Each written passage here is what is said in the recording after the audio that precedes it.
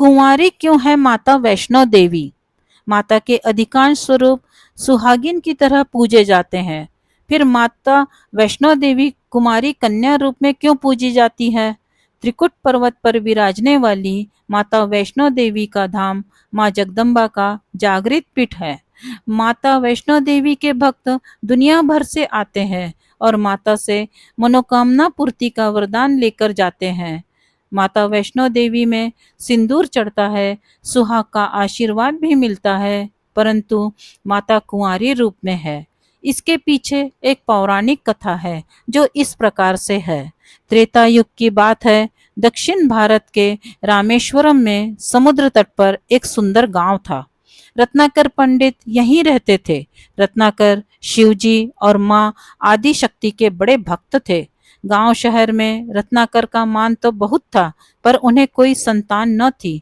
रत्नाकर की पत्नी हमेशा माँ आदि शक्ति से संतान प्राप्ति के लिए प्रार्थना करती रहती थी। उन्होंने लगातार कई वर्षों तक माँ की पूजा अर्चना की। कई सालों से संतानहीन रत्नाकर की पत्नी की प्रार्थना एक दिन माँ ने सुन ली।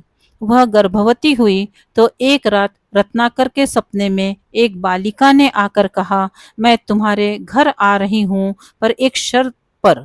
मैं जो कुछ करना चाहूँ रोकोगे नहीं। पुजारी और सिद्ध पंडित रत्नाकर को यह आभास हो गया कि माँ आदि शक्ति के सत, रज और तम को दिखाने वाले तीन रूप महासरस्वती, महालक्ष्मी और महादुर्गा ने मिलकर ही इस कन्या का रूप लिया है।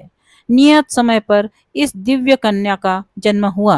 रत्नाकर को यह भी पता चल गया था कि यह कन्या माँ आदि शक्ति ने धर्म की रक्षा के लिए ही प्रकट की है। रत्नाकर उसी भाव से कन्या का लालन पालन करने लगे। तीनों महाशक्तियों के मिलन के उस स्वरूप को उन्होंने त्रिकुटा का नाम दिया। त्रिकुटा का स्वभाव जन्म से ही अनूठा था। बचपन से ही वह पूजा पाठ और धार्मिक कार्यक्रमों को देखकर प्रसन्न होती। अभी 10वां साल शुरू भी नहीं हुआ था कि त्रिकुटा को यह पता चल गया था कि भगवान विष्णु ने भगवान श्री राम के रूप में धरती पर अवतार ले लिया है। त्रिकुटा ने यह व्रत ले लिया कि वह भगवान श्री राम से ही विवाह करेगी, अन्यथा आजीवन अविवाहित रहेगी। त्रिकुटा ने अपने पिता से कहा कि वह रामेश्वरम के तट पर रहकर तपस्या करना चाहती है। शर्त के अनुसार रत्नाकर ने उसे नहीं रोका। 10 बरस की उम्र से ही त्रिकुटा समुद्र तट पर एक कुटी बनाकर रहने लगी। वह भगवान श्री राम को पति मानकर उनको पाने के लिए कठोर तप करने लगी। इसी तरह घोर तप करते त्रिकुटा को बहुत बरस बीत गए। सीता हरण के बाद भगवान श्री राम लक्ष्मण के साथ दल बल लेकर सीता की खोज करते हुए रामेश्वरम पहुंचे। श्री राम को पुल बांधने तक यहाँ ठहरना था। भगवान एक दिन विचरण कर रहे थे, तभी समुद्र तट पर एक तेजस्विनी ध्यान मग्न कन्या को देख बहुत चकित हुए। उस कन्या के ओज और आभा से वह स्थान अलग ही रोशनी से प्रकाशित हो रहा था। भगवान श्री राम कौतूहलवश उस कन्या के तपोस्थल तक पहुँचे। प्रभु ने उस कन्या से पूछा, तुम कौन हो देवी, और इतनी कम उम्र में इतना कठोर तप क्यों कर रही हो? ऐसी क्या अभिलाषा है जिसके लिए ऐसा घोर तप करने को विवश हो? कन्या ने भगवान को विनय पूर्वक प्रणाम करके अपना परिचय पंडित रत्नाकर की पुत्री त्रिकुटा के रूप में दिया। फिर अपनी प्रतिज्ञा बताई। त्रिकुटा जान गई थी कि उनके सामने साक्षात भगवान श्री राम ही खड़े हैं। इसीलिए उन्होंने निवेदन किया कि आप मुझे पत्नी के रूप में स्वीकार कर लें। इस पर भगवान श्री राम ने कहा, यह संभव नहीं है। मैं एक पत्नीक रहने के संकल्प से बंधा हूँ। अपनी पत्नी के अपहर्ता को दंड देने के लिए यहाँ तक सेना सहित आया हूँ। त्रिकुटा को यह सुनकर आघात पहुँचा। उन्होंने अपने कठोर तप का वास्ता दिया और भगवान से विवाह करने की पुनः याचना की। त्रिकुटा ने कहा, प्रभु, क्या मेरा यह तप व्यर्थ गया? मेरे तप में वह शक्ति नहीं कि आपको प्राप्त कर सकूं। मेरा तप अभी कम है, तो मैं इससे और कठोर तप करूंगी और तब तक जारी रखूंगी जब तक मेरी अभिलाषा पूरी नहीं हो जाती। भगवान ने कहा, जब मैं सीता का पता लगाकर लौटूंगा तब तुम्हारे पास आऊंगा।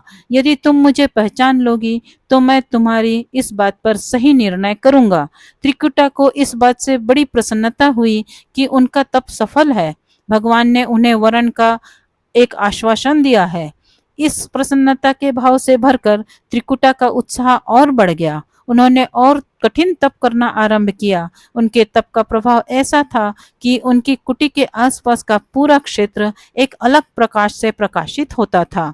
प्रभु राम लंका विजय के बाद माता सीता और लक्ष्मण जी के साथ पुष्पक विमान पर सवार होकर लौट रहे थे, तो उन्हें त्रिकुटा को दिया अपना वचन भी पूरा करना था। रामेश्वरम के तट पर पहुंचते ही भगवान ने विमान रुकवा दिया। सभी कौतूहल में पड़ गए, तो प्रभु ने उन्हें कुछ पल की प्रतीक्षा करने को कहा। उसके बाद वह अकेले ही चल पड़े। सारी सेना भगवान की आज्ञा के अनुसार वहीं ठहरकर उनकी प्रतीक्षा करने लगी। श्री राम ने एक अत्यंत बूढ़े ब्राह्मण का वेश बनाया और देवी त्रिकुटा के पास पहुंचे। प्रभु उनके पास कुछ पल रुके, पर त्रिकुटा उन्हें पहचान न सकी। भगवान ने उन्हें अवसर दिया, पर उनकी लीला को देवी त्रिकुटा भाप न पाई। तब भगवान श्री राम अपने असली रूप में आ गए। उन्होंने त्रिकुटा से कहा, देवी, मैं आपको दिए वचन के अनुसार आपके पास आया था, परंतु आप इस परीक्षा में सफल न हो पाई। वैसे भी इस जन्म में सीता से विवाह कर मैंने एक पत्नी व्रत का प्रण लिया है, इसीलिए तुम्हारे साथ विवाह तो असंभव ही था।